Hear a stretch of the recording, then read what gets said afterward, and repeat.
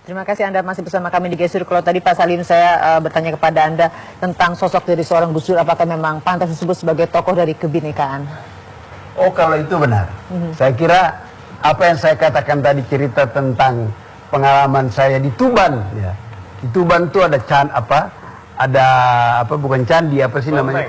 Kelenteng besar, terbesar di Asia Tenggara, dan itu orang-orang Tionghoa berziarah ke situ. Dan kalau mereka bicara selalu Gus Dur itu hebat.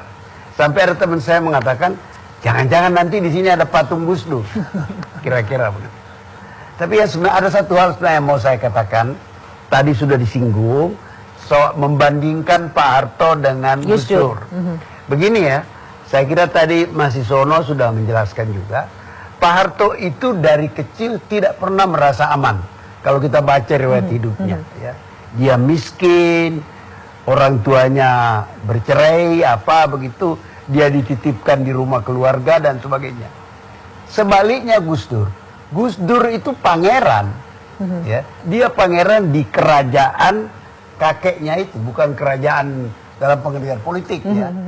Jadi dia dari kecil dia merasa aman, sehingga dia bisa berbuat apa saja dan kiai siapapun tidak berani membantah dia, gitu. Jadi rasa percaya dirinya sangat tinggi, tidak takut dengan siapa saja, karena itu bisa berbuat apa saja. Dan selalu tadi yang Anda katakan apa?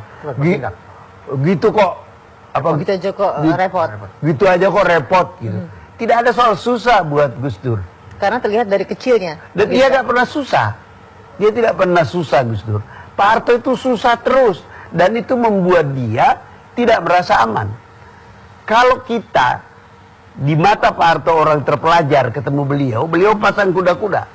Tapi kalau Pak Harto di tengah petani, di tengah nelayan, dia enjoy betul, dia bisa bergurau dengan nelayan. Tapi dengan orang-orang terpelajar, dengan menteri-menteri kayak, ada rasa khawatir. Oh ya, itu harus saklek ngomongnya. Saklek bicaranya. Kalau Pak Siswono melihat, apakah memang Anda 10 tahun menjadi menteri pada zaman era Soeharto, apakah memang ada rasa saklek, ada rasa ketakutan ketika menjadi seorang pemimpin ketika itu?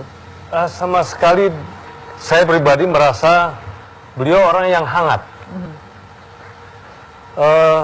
orang yang sangat, dia seorang militer, betul-betul komandan.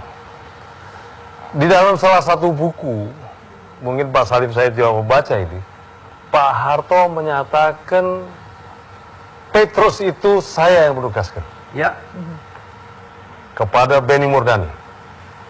Tapi di lain pihak, di bukunya Benny Murdani mengatakan, saya berinisiatif untuk itu. Ya. Ini tipe komandan. Masing-masing mau ambil tanggung jawab. Dalam dunia yang lain, semua orang terhadap hal yang begitu, itu bukan saya. Itu dia. Yang lain mengatakan saling itu lempar. Dia. Saling lempar. Itulah komandan. Jadi dia ada kehangatan, ada ketegasan, ada keberanian, ada kecerdasan. Pendidikannya tidak tinggi, tapi ada disiplin cara berpikir yang jelas, yang enak bagi mereka yang membantu beliau. Dengan latar belakang itulah dia dengan cepat bertindak pada 1 Oktober. Karena yang ada pada dirinya tradisi bahwa kalau Jenderal Yani tidak di tempat, dia pejabat Menteri Panglima Angkatan Darat. Dan melihat keadaan seperti itu, beliau mengatakan kalau ada yang lain nggak mau berani, saya akan bertindak. Dan beliau bertindak menghadapi Gestapo pada waktu itu. Jadi penjelasan Anda itu tentang apa yang Anda ketahui mengenai Pak Harto, menjelaskan juga keputusan Pak Harto hari itu untuk mengambil tindakan dan tidak menunggu Jenderal Nasution yang pangkatnya lebih tinggi dari beliau.